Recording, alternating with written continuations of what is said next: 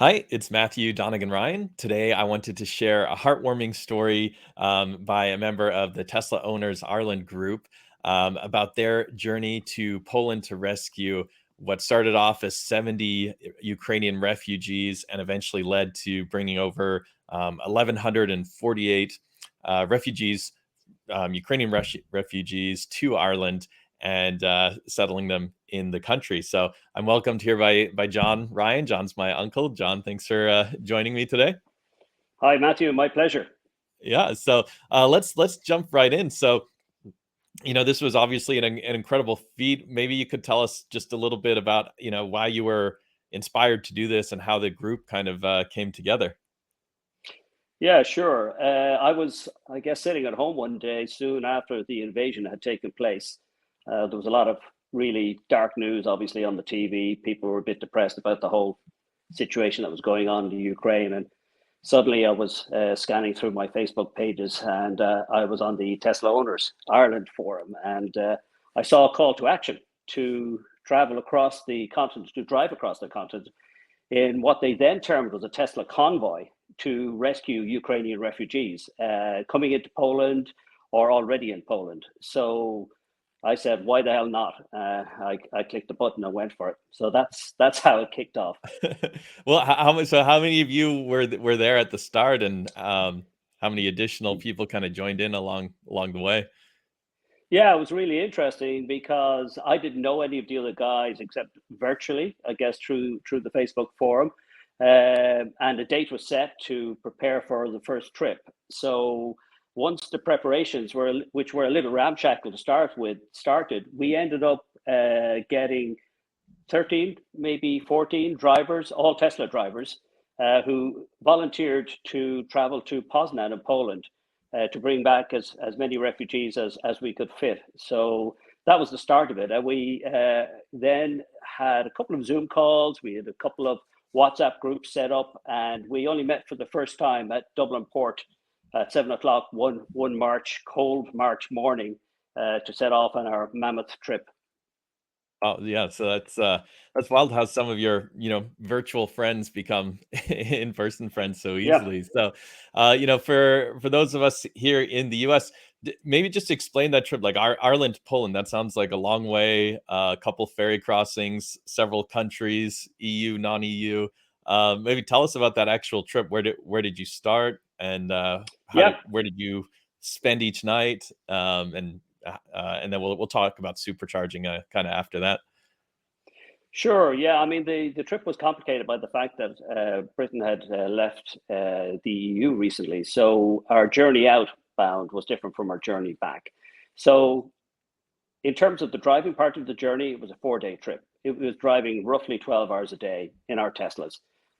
Tesla convoy, as we called it, but obviously, as soon as we took off, we all separated a little bit, but we met up at various supercharging stations. So, just to give your audience an idea of the journey, we would travel by boat across the Irish Sea from Dublin Port to Holyhead in North Wales. That's about an hour and a half on the Swift ferry. Then we drive down through, I guess, Wales and the UK down to Folkestone, which is on the southern coast, where we would catch the train across to Calais in France. We then would, for the first journey, we actually end up in Bruges, as it were, made famous by Colin Farrell Yeah, in the Brendan movie, Gleeson. and Brendan Gleeson, of course. So we ended up there. I think I arrived somewhere around 10:30 that night, having set Yeah. off about six or seven in the morning. So it was quite the trip. I have to say, the journey was made immensely easier by autopilot. I just loved autopilot because basically it took an awful lot of stress and was an awful lot less tired for the journey, albeit I was sitting in the car for that many hours.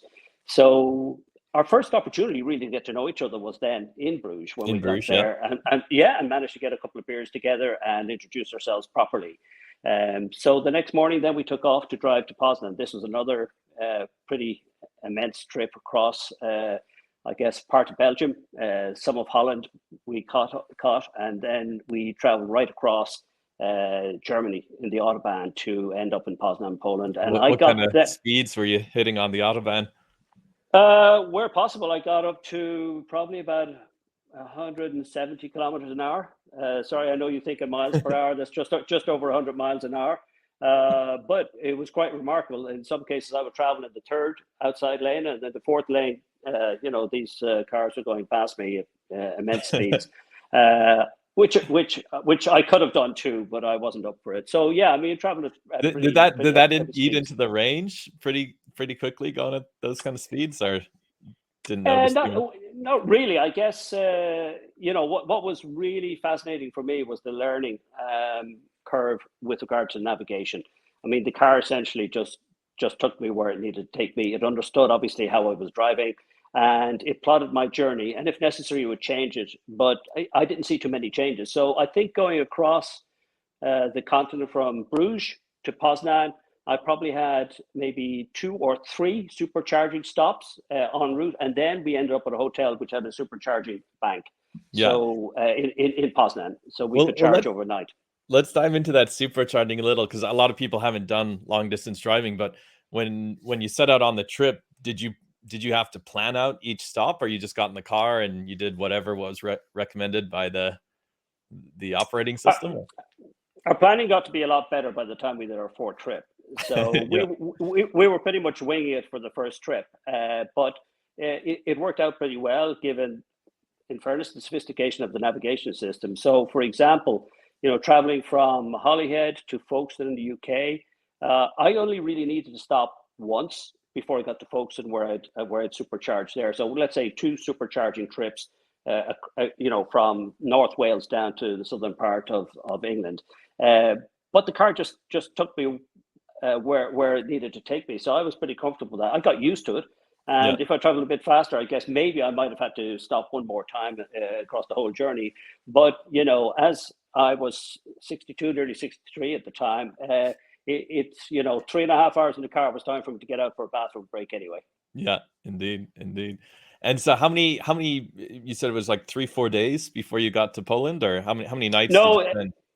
it was 2 days. Oh, So two, yeah, two, two full intense days driving. So having left, say, at 6 or 7 o'clock Thursday morning, then we would reach Poznan.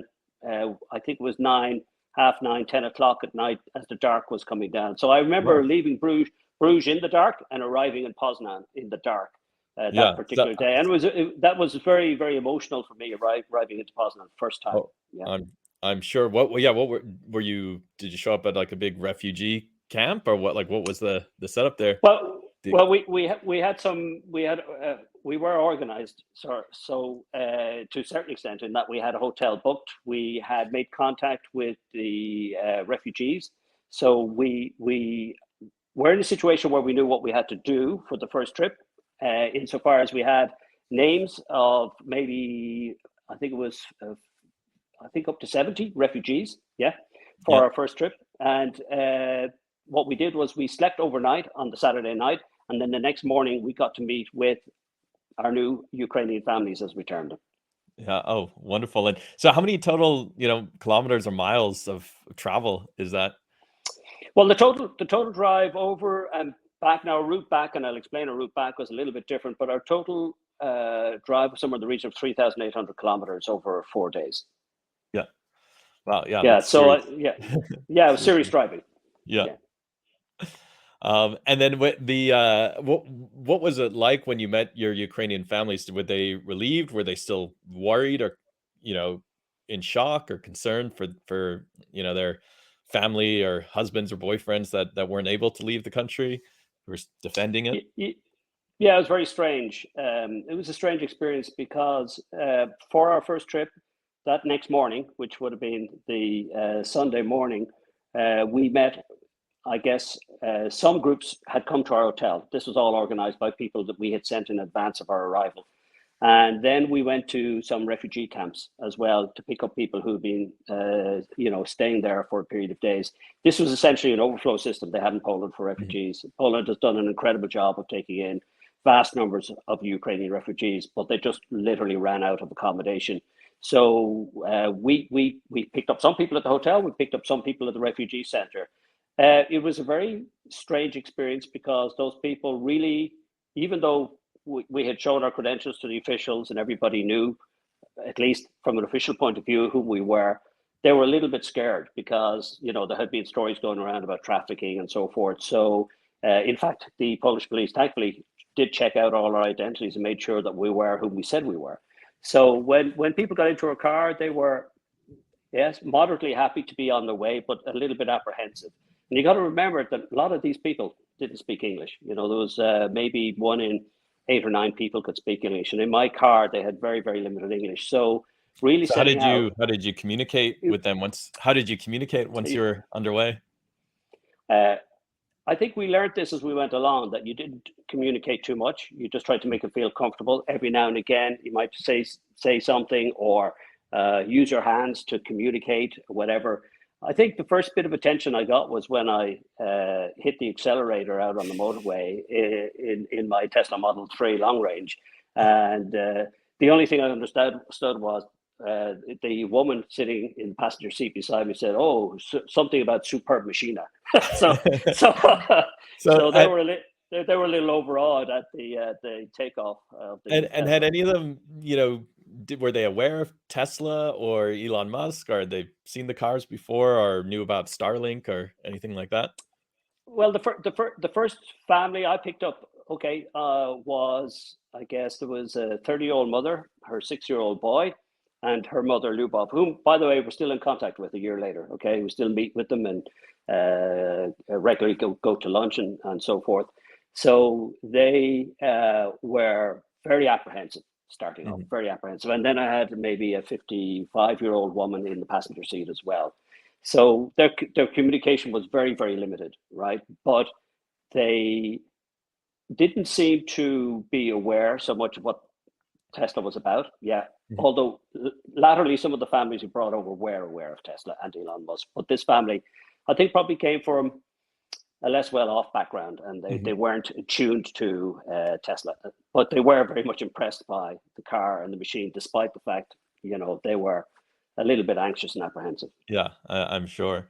And then you're saying along the way back, it was a little trickier with the UK no longer being part of the EU. How did you get did you have to deal with visas, or how did you get them across to Ireland?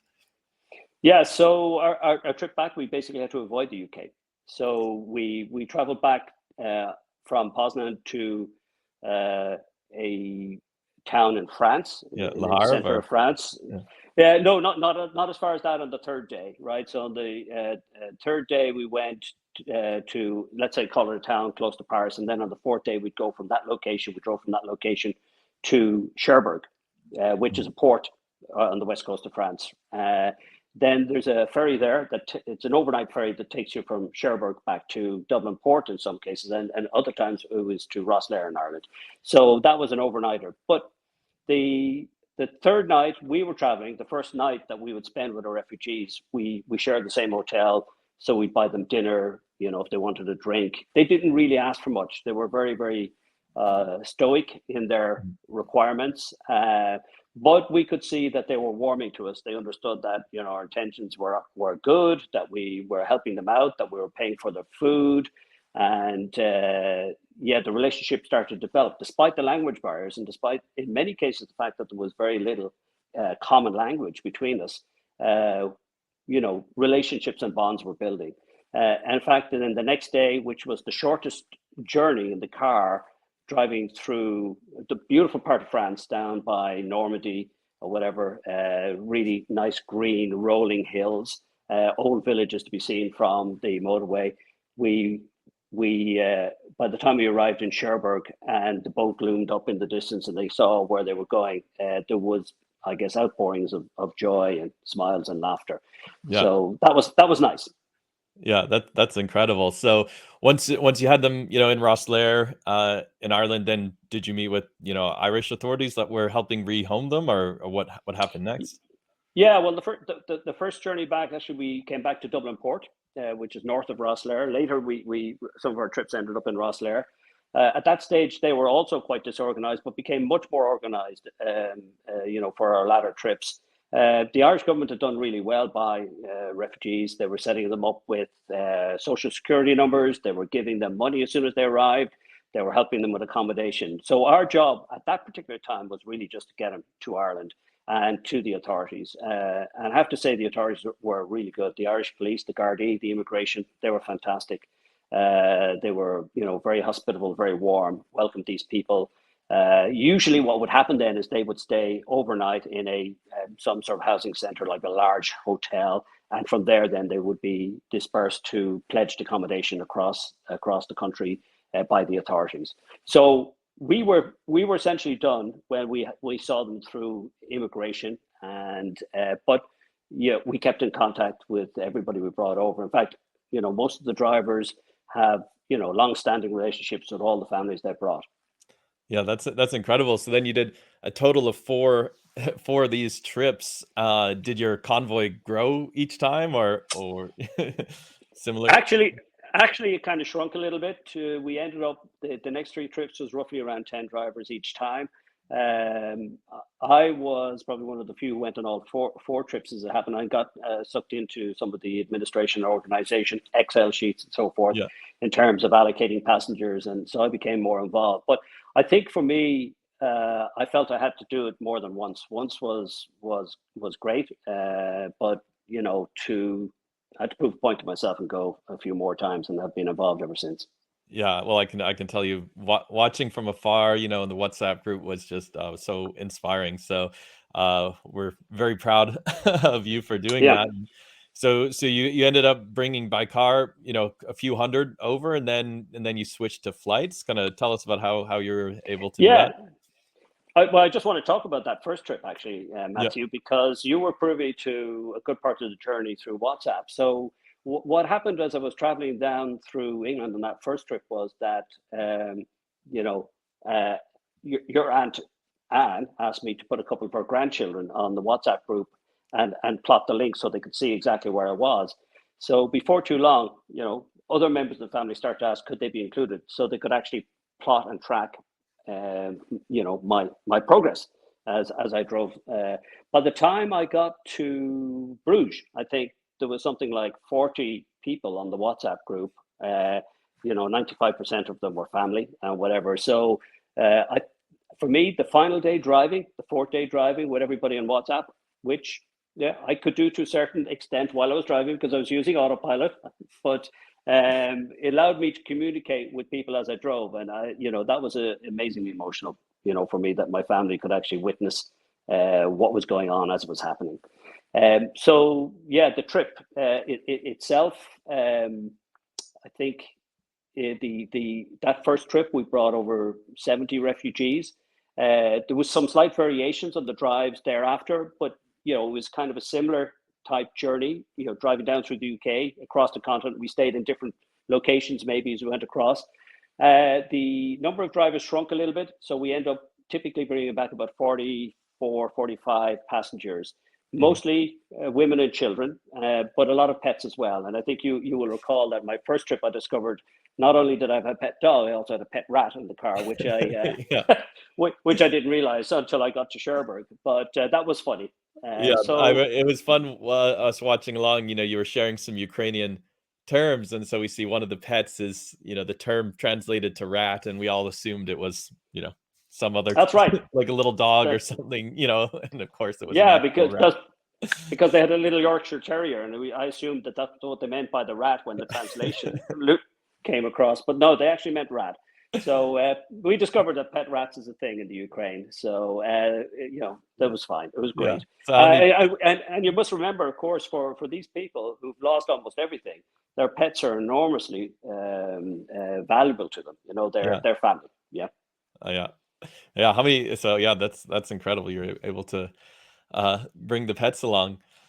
Yeah, so now Yeah. as you're saying, you kinda transitioned from the using, Teslas to transport people to flying people. Were you able to get funding, or how Yeah. were you able to afford that? Yeah, so just before I go into that, sorry, Mhm. there was one really good story where this woman and her daughter, middle-aged woman and her young daughter, had made their own way to Sherburne from the Ukraine, and we picked them up and looked after them. But they had arrived with something like I think 7 dogs and about 6 or 9 cats in their car. So we helped get them through the authorities on the Yeah. Sherburne side and also the Dublin side. So and they're still helping to bring pets from the Ukraine, which is incredible. Sorry, back to your question, Yeah. Matthew. Yeah, Yeah, no, so you did these 4 trips via car and then you yeah. switched to air? Yeah, so it became somewhat of a problem with accommodation. With the best intentions, the government were working with the Irish Red Cross, and many people had pledged accommodation, but due to bureaucracy and other issues, a lot of that accommodation wasn't getting allocated to people as they came in. So we began to see the whole system buckle a little bit, and eventually, the gentleman who was responsible for actually initiating this whole scheme, this humanitarian scheme, was a gentleman called Tom McEnany, and he's been involved with humanitarian causes for many years. And when there were issues bringing people in, he managed to get a link with the Irish Red Cross and some other organisations, and we took responsibility then for allocating accommodation to these refugees coming in. We also got a deal with, in fairness to, with Ryanair, Mhm. the airline, who provided some very cheap flights from Poland.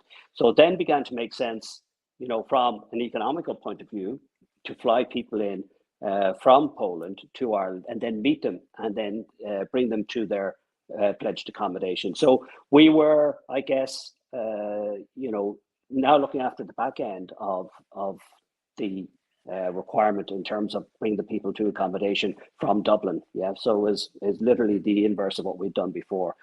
So that's about positive, and we still continue to do that. We're expecting a flight in, I think, on the 8th of April. It has to be confirmed.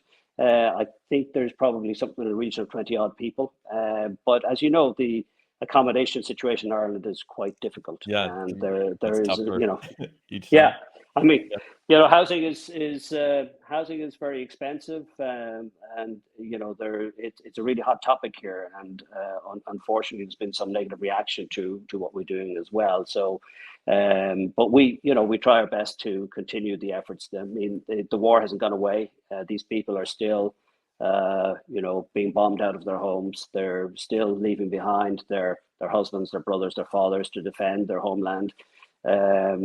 Women and children, largely coming here, some, young men or old men or whatever as well, but largely women and children, coming to a foreign land. Most of the time they don't speak the language, don't understand the culture. But I think, in fairness, they have all been massively appreciative of what we've done. And also, when we have kept in contact with them, we've taken them out, brought them out to lunch. And this is all the drivers. They've all played a part in this and making sure that they yeah. feel welcome here. And yeah, it's been an incredible year. Yeah, well, maybe you could touch a little bit more on, these people that have now settled in Ireland. Have they been able to get schooling or jobs, or what are they doing now that their Ireland is essentially their home? Yeah, one of the big challenges for them is the language. So Mhm. people, let's say with professional qualifications, can't work as professionals here. That's a problem. Now they do have work permits, so they can work, but the language is a massive barrier unless you speak, fluent English. In many cases, it's very difficult to get a job at the level that you're trained for. But many of them are very much prepared to work at whatever they need to work at. Typically cleaning jobs, waitressing jobs, and so forth. So, for example, that first family I brought over, the grandmother, I should say, in this case, who's actually younger than me, she is working, say, for example, she has worked, I know, as a waitress in a bar, and I know many others who've worked in cleaning jobs in hotels and waitressing jobs in hotels. So that's pretty typical. The it, the schools have been amazing. They've taken on board a lot of these young children who have been displaced. Obviously, they don't speak English, particularly the young ones. Some of the older ones speak a little bit of English because they do learn some English in school now, from maybe 13, 14 on, high school level. But for the younger ones, of course, they have to pick up the language, which is a lot easier, obviously, for 5 or 6. But still, it's, on top of everything else, it's quite a barrier to them. But we've seen the schools really respond very positively. In fact, one scheme in one school was they had a buddy system where every Ukrainian child had a buddy set up for them who was Irish, who would look after them in school, which I thought was a remarkable initiative. Yeah, that's incredible. Much needed. And so for those of us, farther away here in the US, how can we help support your efforts? Money, I guess, Yep. is always good. You have a I can't think of it. GoFundMe campaign, I Yeah, believe, or yeah, we got a GoFundMe campaign. So obviously, Yeah, thanks to Ryanair, we can fly people in pretty cheap. But most of this effort has been conducted out of our own pockets. All our own traveling, all our own hotel expenditure is all paid for by the drivers. That's the rules that Tom McEnany lays down. Yeah. That's the code. But we do need to pay for more flights, and we do need to pay for meals and housing and hotels. So we have a cooperation now with a guy called Konstantin in Ukraine, and he is responsible for helping people and getting them on buses across the continent to Poland, for example, which could be like a 36-hour bus journey. So we've got to pay for the buses, we've got to pay for accommodation, we've got to pay for the food for these people, and we've got to pay for the flights. Yeah, even though the flight costs are reduced. So look, anything you guys can do would be really, really helpful. I mean, as I say, to date, we've brought over, I think it's 1,148 ourselves. And I think in total, Ireland has accommodated somewhere in the region of 60 odd thousand Ukrainian refugees. So, the requirement hasn't gone away. So we would be really, really grateful if you could help us. Yeah, yeah, we will do. So I'll put the GoFundMe link in the description below. Also, thanks to Ryanair for helping with the cheaper flights.